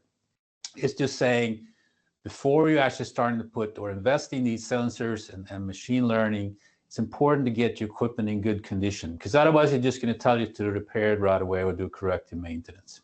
So I think the strategic advantage when you're starting to do machine learning in IoT is that you're going to see very small signals or process data that actually you can interpret and say, we'll have a problem going on here, so we actually can do corrective maintenance early, so we don't interrupt the production. Or you actually will give feedback and say, well, I need to do preventive maintenance or prevention, really, and essential care in a better way, so you extend the life of the equipment. So those are the things that we want to learn from machine learning system. Let me define a little bit and saying, well, what is preventive maintenance according to our definition? I usually talk about essential care, which is really a life extension of the equipment, preventing failures. Then you have fixed time maintenance, and in most cases, you're not going to know the life of equipment or a component. So that's really not a good strategy in most cases. And then you have condition monitoring, and you can do that objectively by measuring, taking vibration readings. But you can also do it subjectively and saying, we're going to just look, feel, and smell. And when you do that, you actually can find a lot of issues that you're going to see without really doing all the analysis. And I'll show you some examples here. The essential care part is important because these are things that you can avoid doing corrective maintenance. So if you do them right, you're really not going to pick up a lot of problems when you do your objective measurements. And again, remember the idea of condition monitoring is to find the failures early enough that we can actually plan a schedule and not interrupt the output of the process. Let's show some examples of it. I mean, this is kind of what I see when I'm out in different plants. You see leaks, water leaks. The water gets into the oil, you ruin the bearings, the water gets into the motor, the electrical connections, you get shorts, you get corrosion. The pulp is leaking from a pump here, thus causing corrosion on the base and all the equipment around it. Plus, if things are leaking, it's very difficult to see if there's some other problem going on or actually identify a small leak that's starting somewhere if you got process liquids everywhere. More leaks, here's the seal water leaking, actually corroding the base, so now we need to fix that. The pulp leaking, corroding all the electrical equipment, and maybe even causing some safety issues in terms of the electrical system there. Again, here's another electrical issue. It's been leaking down on this drive, corroding the ground strap. So that can cause a safety incident if you don't have a good ground, if something happened. Also corrosion in general. You see a big butterfly valve there in front of a cooling tower. We try to close that up. Well, it's not working. I think if we just put a little bit of a coating or paint on that, maintain that over a few years, that valve could last for another 10 years. But now we have to change it out because the gears is already rusted up. We can't open it up. more simple things that you can find. Here's 2 hydraulic units, and you can see the coolers or heat exchangers are actually fouled. So in both cases, these are shutting down because of high temperature, and they've been running that for a long time. And what we notice, of course, we're damaging the valve, we increase the wear in the pumps because the oil viscosity goes down. We're damaging O-rings and gaskets because of the heat load that they get. So these are things that are going to decrease the life of your equipment. I think also over time that you break down the hydraulic oil faster if your temperature is very high. Motors is another one that's usually fouled, and you can see dust and product on top of them. And you see the inlet for the fan there is actually clogged up. That motor is overheating. And a lot of times, we'll see the winding the insulation going bad and shorting the motor out, or we overheat the bearings, spit out the grease, and then we have to change the bearings. More examples. Here is oil level, simple thing to check. In this case, it's already below the marking on to say that it's the lowest level. But if you look closer on that oil, you can see there's water in there, and plus it's very dark. So it looks like there's something wrong there in the water in the oil. And when we looked in the gearbox, there was water in there. So these are things that are going to damage your bearings and the gears and the seals in there, of course. More example, and when it comes to lubrication, which is part of your prevention, in this case, to the left there, you see a tank. It's actually new oil that they pump it from drums. And it's actually standing open out there in the shed. So now you're getting moisture, you're getting dust in there. So the number one problem with the lubrication many times is to keep it clean. Another example is you have a drum out in the plant there in the middle, and you're getting dust and moisture in the gear because you have no caps on there and it's not sealed. Versus to the right there, you see a nice lubrication cart with filters, caps on the hoses, and so very nice way of kind of keeping everything nice and clean when you're actually adding or changing oil. More examples of the equipment condition that you need to take care of. We're taking some readings here, and I think one is 0.26 inch per second, so on the borderline, and one is 0.77, which is really high vibration level, inch per second. So that needs to be taken care of, because otherwise you're going to break down bearings and seals and gears in there over time. Another one is the storage of spare parts. So in this case, especially a rebuild part or bulky part that you store maybe out in an open area. In this case, we have some big hydraulic cylinders. They're sitting out there, they've been rebuilt. There's no caps on the oil and inlet and outlet. So you're getting dust in there, and that's not what you want in a hydraulic system where you have tolerance of 5 microns or better.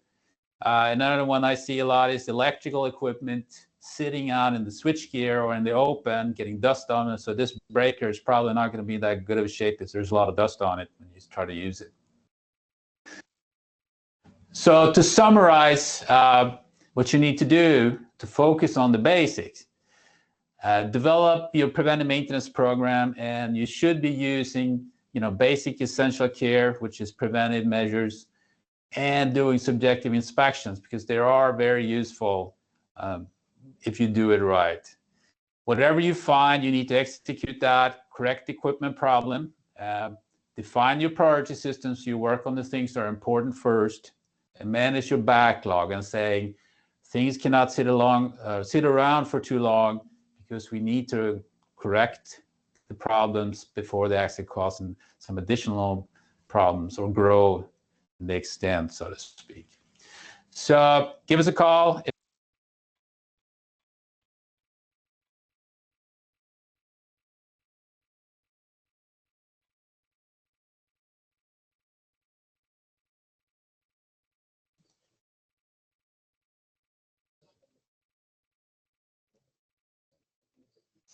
Also, we faced some challenges, especially in the manpower.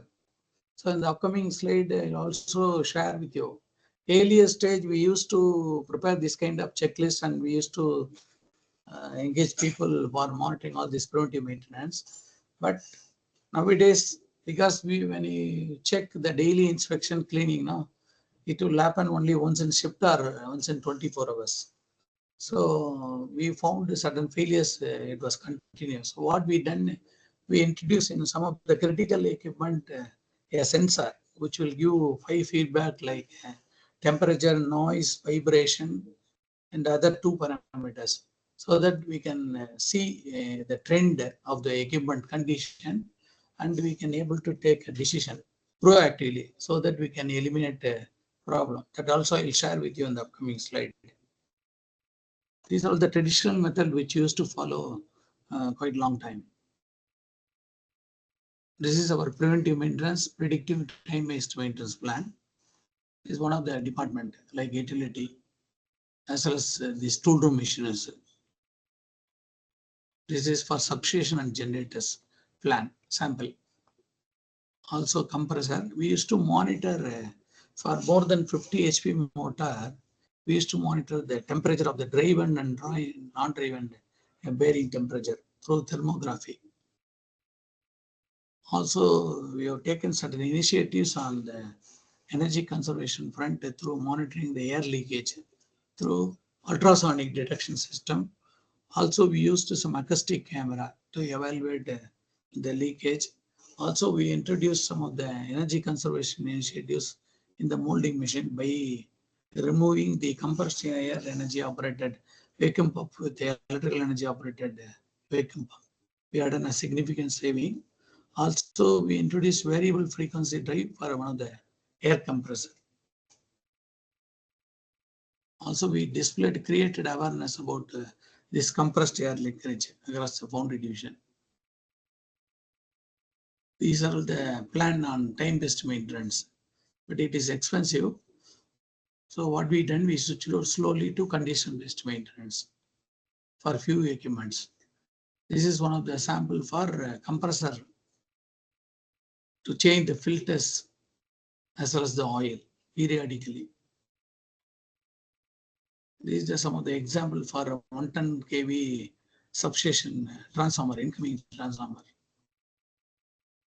This is the example of periodic overhauling of on-load tap changer system of 16 MA transformer. So we will educate the operator through a visual display mechanism. These are some of the checks which we used to review once we completed. We also check the spare parts status to enhance the uptime. And also based on the inspection, we used to review what are the parts was okay, what are the parts which warrants some immediate action, what are the parts which we need to take care of after a week and after 6 months. This is done based on the periodical inspection. These are the review examples of molding machine. This is the system which we incorporated in our Foundry. Ultimate objective is whenever you receive the new machine, it will operate for quite some time. Slowly it gets deteriorate, then it leads to breakdown. Before breakdown, through adhering this autonomous maintenance, you can enhance like a new machine so that it will perform well. Similarly, you have to carry out inspection and repair, time-based maintenance and condition-based maintenance applicable to the machine as well as the criticality of the machine, so that you can continuously sustain the maintenance performance. These are some of the sample checklist of autonomous and planned maintenance of DISA molding machine. These are the various condition monitoring technique which we used to apply in our various machines. For example, if we see a thermography, we used to monitor critical machines control panel. We purchased a thermal image camera. We used to measure the temperature. In case of any loose contact, it will give a warning, normally which may not be able to see through your bare eye. And similarly, we also have the vibration measurement system, cell thickness monitoring, or especially for the compressed air receivers. Also, we used to measure the winding insulation level. We used to do ferrography test for oil, hydraulic oil, lubrication oil. And we used to measure the capacitance value periodically for the induction melting system because capacitor life slowly get deteriorated. So we used to measure and we take suitable actions. Also, we used to measure the water conductivity in the induction furnace panel. We used to measure the gate pulse of thyristors so that we know the healthiness of the SCR gate pulse system. Also, we use thermography to monitor the bearing temperature.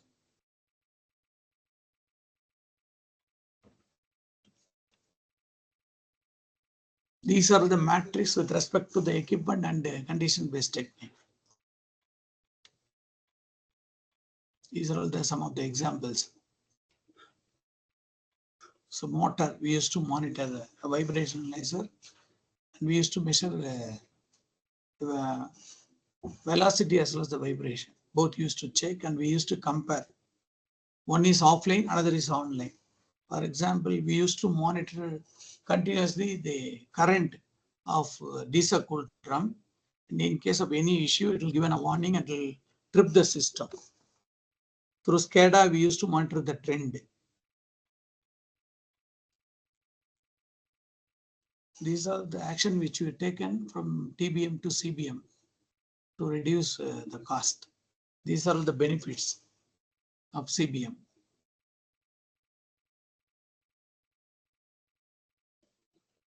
Also, we have taken spare parts cost reduction. The thumb rule which we used to follow is normally 2% of our sales value or 5% of asset value used to monitor for per annum for any equipment. This is a control which you set for spare parts cost optimization. This we have done various methodology. Sometimes we used to analyze component-wise failure analysis. Sometimes we take indigenous of spares in case of if it is imported. And also we have identify the extended life of product. For example, if we take compressors, earlier we used to oil, different kinds of oil using and which warrants 4,000 hours replacement. Now we extended to 8,000 hours. Also, we reduced the hazardous waste generation. These are all one of the example which we used to done for that diesel molding machine to reduce the repair and maintenance cost of chamber plate through developing one of the chamber plate. We have done analysis and we have taken action. We developed. Some people call this total productive.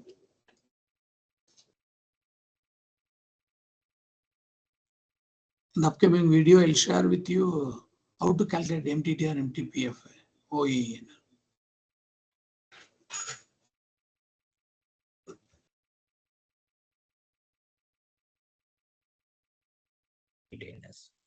Some people call this total productive management also. So when we going to implement TPM, we want to know about the TPM as well as we want to know about the TPM related calculations.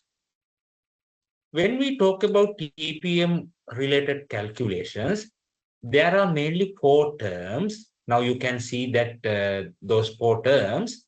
The first one is OEE. So what is mean by OEE? OEE mean overall equipment efficiency. So that is one of the major calculations when we talk about the TPM. The second one is MTBF. MTBF means mean time between failure. So mean time mean actually average time. Then the third one, MTTR. That means mean time to repair. Mean time to repair. The last one, MTTA. That means mean time for the failure. Mean time to failure. Actually, we want to know the OEE, MTBF, MTTR, we can calculate.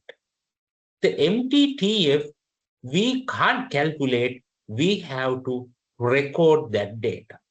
I'll explain that in the next slide. Okay, so we are going to talk about during this video, OEE calculation, mean time between failure calculation, mean time to repair calculation. And this is not the calculation, this is we have to record. So we will discuss a little bit about the MTTF also. Right. Now you can see MTTF. MTTF means lifespan of non-reliable assets. That means, okay, when new machine installed, okay, from the install day, when the first breakdown happened, that duration we can call MTTF. As example, if this is a install day,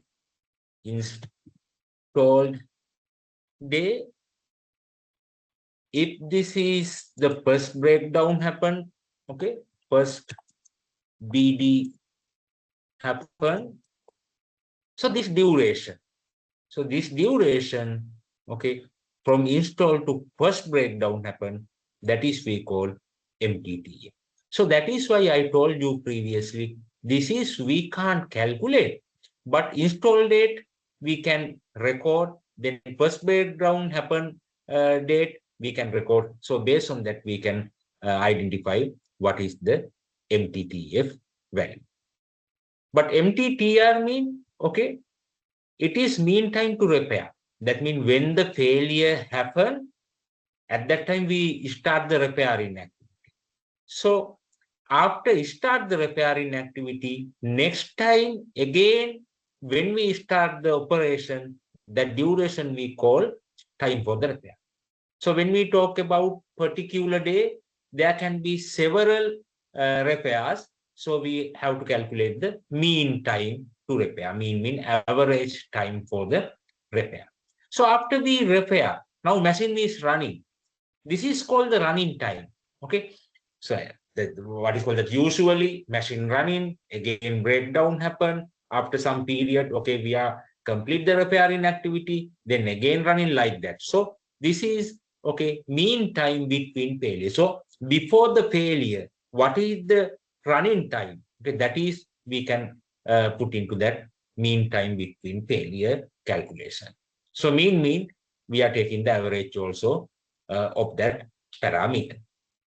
Okay, now I'm moving to next slide. Okay, right. Now you can see here, this is the operation initially start time. T1 time we run the machine, then breakdown happen. This cross mark illustrate the breakdown. When the breakdown happen, again we start the repairing activity. That repairing time duration, it's mentioned by using that blue color TA time. After repair, again we start the machine. Then we run the machine T2 time. After the T2 time, again breakdown happen. Okay, again breakdown happen. Then again we repair TD times. Okay, now it is ready to run. Again T3 times we run the machine. Again breakdown happen. So we repair TC time. Okay, again machine start the work. Now this is T4 running time. Again breakdown happen. Then we complete the repair by using TD time. So you can understand now that red color things, okay, this is machine running time. T1 time run, T2 time run, then T3, T4. So if you want to calculate mean time between failure, that means machine running time, average machine running time. So it is called MTBF. This is the equation you can understand. Okay, summation Tn from 1 to n divided by n. That means according to this example, we ran T1 time, then we have to add T2, we have to add T3, we have to add T4. T1 plus T2 plus T3 plus T4. This is the running time. So what is the what is called that number of running times? Okay, there are 4 slots. So we have to divide by 4. Then we can take the average time between failure. We are calling that mean time between failure. Then the second one, you can understand the TA, TB, TC, TD, that blue color times. Okay, those are the running time. Sorry, those are the repairing time. So it is called mean time to repair. TA plus TB plus TC plus TD. There are 4 breakdown happen. So because of that, we are dividing by 4. So it is called average time for the repair. If not according to the TPM, we call that mean time to repair.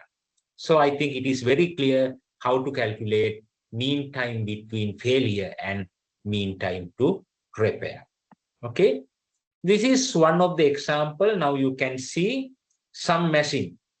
Okay, ran 5 days. After the 5 days breakdown happened, 10 hours we have to repair that.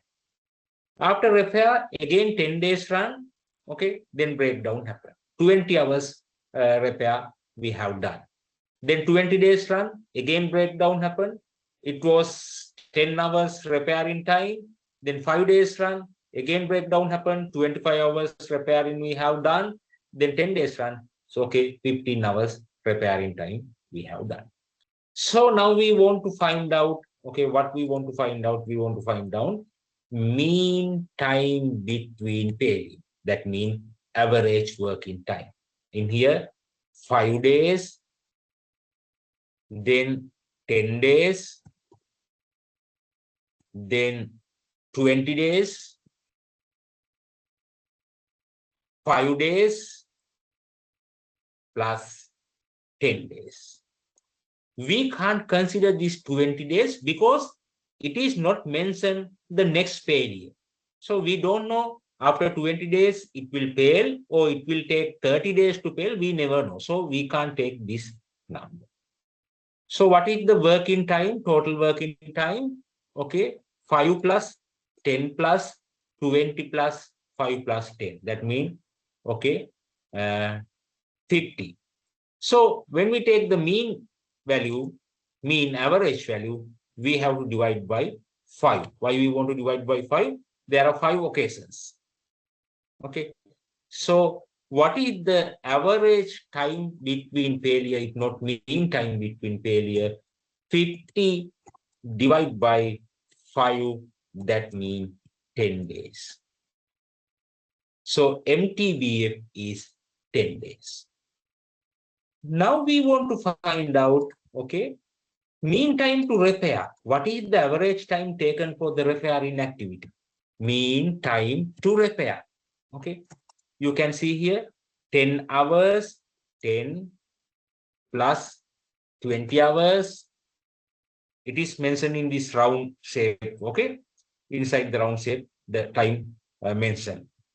Then 10 hours, then 25 hours, and 15 hours. So altogether, we have to add these repairing time. Then there are 5 failures. So because of that, we have to divide this by 5. Okay, so when we add all these numbers, 10 plus 20 plus 10 plus 25 plus 15, it is 80. Divide by 5 mean, okay. So mean time to repair, average time taken for the repair activity is 16 hours. 16 hours. So now I think you can calculate mean time between failure and mean time to repair without much more effort. It is very easy thing. So mean time to failure, if we can't calculate it, we have to record. Please keep in your mind. Right. Now I am moving for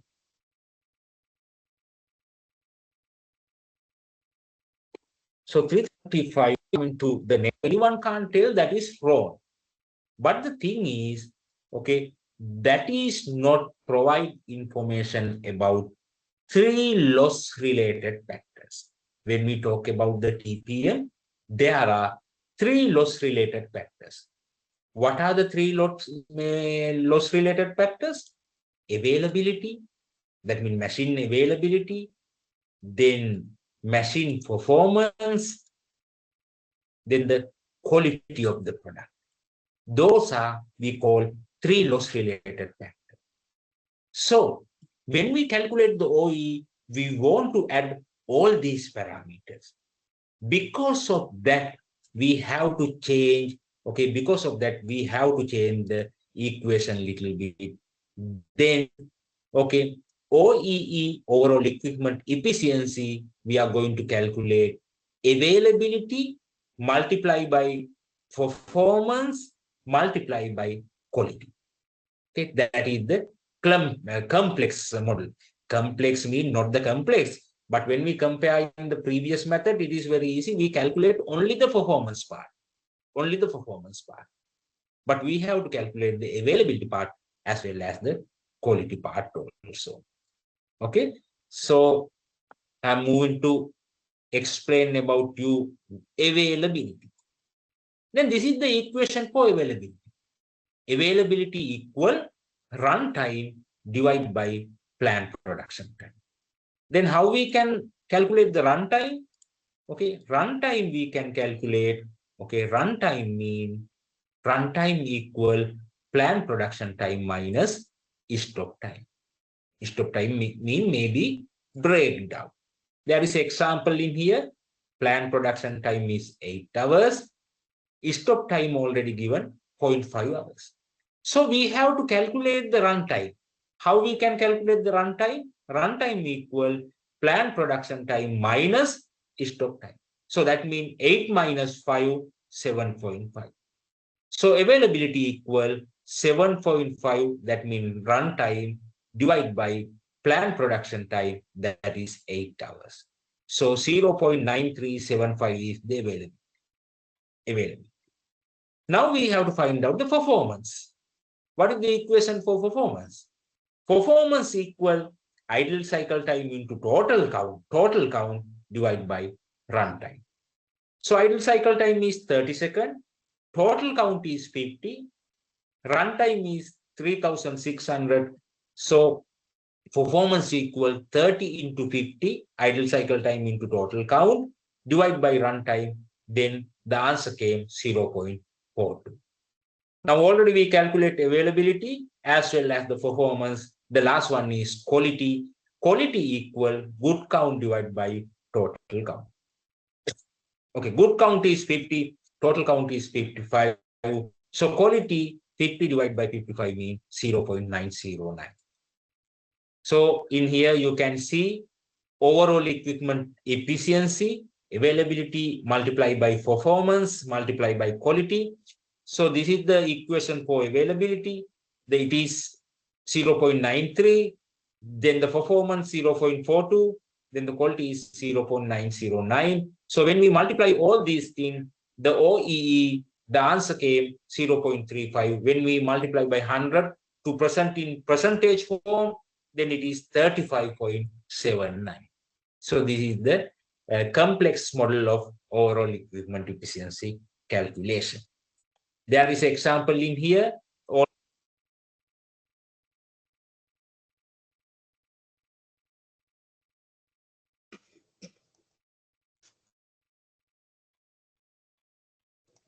So which you already have seen how to calculate this MTPA from NPTR. And these are the example. Normally we used to monitor OEE for molding machine. Going to the time concern, I think we also created a maintenance prevention sheet. This is nothing but a knowledge database. What we used to do, what are the improvements which you have done? We have document the system that we communicate through a portal to rest of the people, so that across our foundry with various locations, they use this improvement sheet to horizontally deploy and the other equipments. These are the performance indicators. We used to monitor the maintenance cost with respect to sales as well as good casting produced. Also, we used to provide training through education and training failure activities. So this is the methodology which used to follow for production as well as the maintenance operator. We used to prepare a curriculum. We have a nearby technical training center. We use that center to train our people. We provide both on the job as well as the classroom training for both in maintenance as well as the production operator. These are all the topics which used to educate them, like 5 years, zero breakdown, zero defect. These are the matrix for supervisors, operators, employees on individual pillar-wise training details. We also evaluate based on the skill level. We measure the desirable, essential, and vital scale. These are the PM activities which used to through training we monitor. Under 4M conditions to reduce the defect, we used to monitor how to improve the material, how to improve the machine conditions, also the methodology which used to follow, also the men through cause and effect diagram.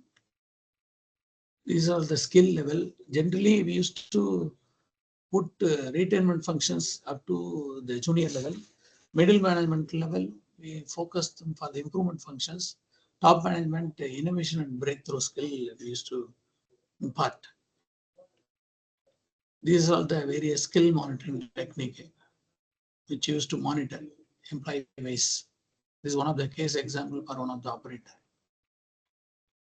We used to monitor the training main days year over year. Also, how many days we have improved training. These are the results. We also used this failure mode effect analysis for through proactive for critical equipments. कोई भी possibility अगर है तो वो Yeah. So this is the various technique which used to follow under maintenance. Now I'll go through the breakdown.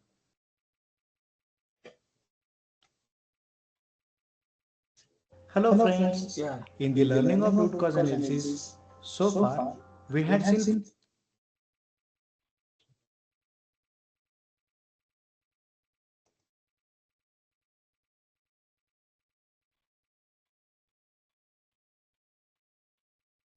Hello friends.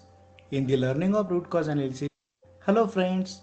In the learning of root cause analysis, so far we had seen 4 tools and techniques to identify the root cause of the problem and initiate effective countermeasures to avoid reoccurrence of the problem. That is failure mode and effects analysis and Pareto chart, understanding and better clarity. We will see these tools in 2 parts. First part will be explaining the detailed procedure to conduct 5 why analysis and how to confirm whether it is done correctly. Whereas the second part will be to develop a system to check weak areas in 6M as well as to confirm effectiveness of actions. So let's begin. 5 why analysis. Before to start, remember that 5 why analysis is a root cause analysis technique and not a problem solving technique. The outcome of a 5 why analysis is one or several root causes that ultimately identify the reason why a problem was originated. The process flow for the problem solving technique will be as follows. Here, the 5 why technique is a part of the root cause analysis in this process flow. Another interesting thing, even though the discipline is called as a 5 whys, it's not always necessary to reach the 5 whys before the root cause of a problem is fully explained, or it may take more than 5 whys to get to the bottom of it. It will totally depend on the complexity of the process or the problem itself. In any case, if 5 whys has been determined, then as a rule of thumb, the root cause of the problem are clearly identified. Do not worry about not meeting or exceeding this number. Just follow your thought process and let it decide how many whys you require to get to the point where the root cause is evident. Address 2 different problems at the same time. Any 5 why technique must address 2 different problems at the same time. The first part is related to the process that made the defective part, That is why the defective part is produced. And the second part must address the detection system that was not able to detect the defective part before it became a problem. That is why the defective part is not detected before converted into problem. The lack of detection of a defective product is a problem of its own and must be treated independently as a product or process problem. Here, don't confuse with the word defective part. It can be a process defect, product defect, or equipment defect that become a problem afterwards. Considerations during use of 5 why technique. During use of a 5 why technique, always ask the full questions, including the problem or cause behind it. For example, obvious for you. Here, you can use other tools to find this obvious reason like Pareto chart. In our example, if we ask why to the problem statement, we will get the answer of first why as the biggest factor in downtime, that is, the operators need to constantly adjust machine by looking at the Pareto chart. In this Pareto chart, the team had listed all the reasons and downtime for each of the reason. Second why, this is a more concise explanation, detailed procedure to conduct 5 why analysis and how to confirm whether it is done correctly. We will continue the second part of this tool in the next video. Please like this video.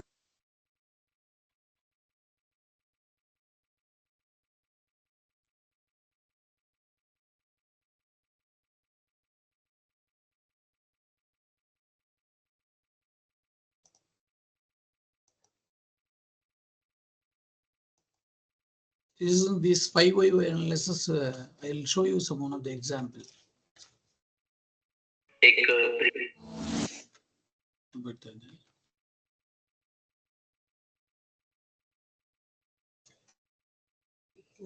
So this is one of the sample checks sheet which we used to do for failure analysis.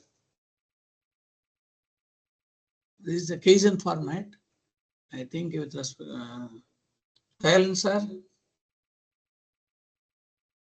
Hello.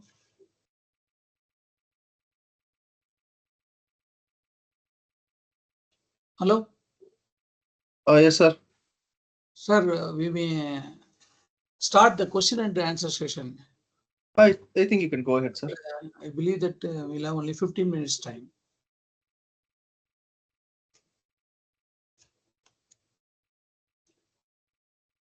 So the session is open for question and answer, sir. If anyone wants any questions, please open and ask, sir.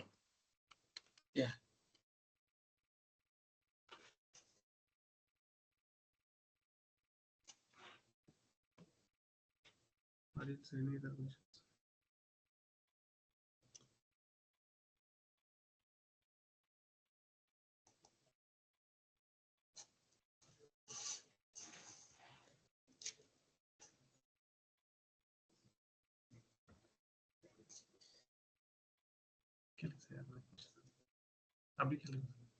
Hello. Any questions?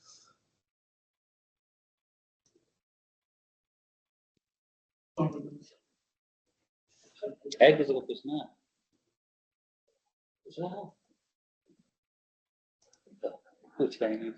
will share some of the energy conservation initiative as well as water conservation initiatives, if they do not have any doubt. Also, I would like to share one of the experience with the Foundry team. Nowadays, the challenge is getting skilled people. So what we done recently, we introduced some kind of sensor. As I started in the beginning of the session, I told you, this sensor, we introduced one of the critical machine and we used to monitor through mobile app. This will collect all the data and it will give all the information so that we can take suitable actions. This is the technology now recently we are applying for almost all the critical equipment.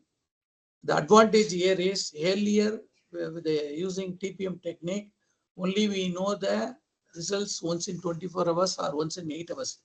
But this data is giving continuously monitoring, continuously recording, and also based on the historical data analysis, it is giving a predictive validation of the bearing conditions and all, so that I can take a suitable action in advance to enhance uptime. This is the technology recently we introduced in one of the dust collector as well as the diesel Coltron motors, more than 100 HP motors we are introducing this technology.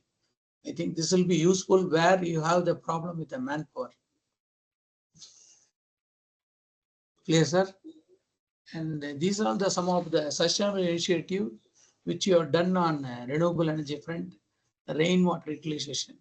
We announced about 53% of renewable energy this year. We have targeted about 60%. Compared to last year, we announced about 40% of total electrical energy consumption is from renewable energy. The objective is nowadays all the customers demanding a reduction in greenhouse gas emission. So we are offsetting this renewable energy.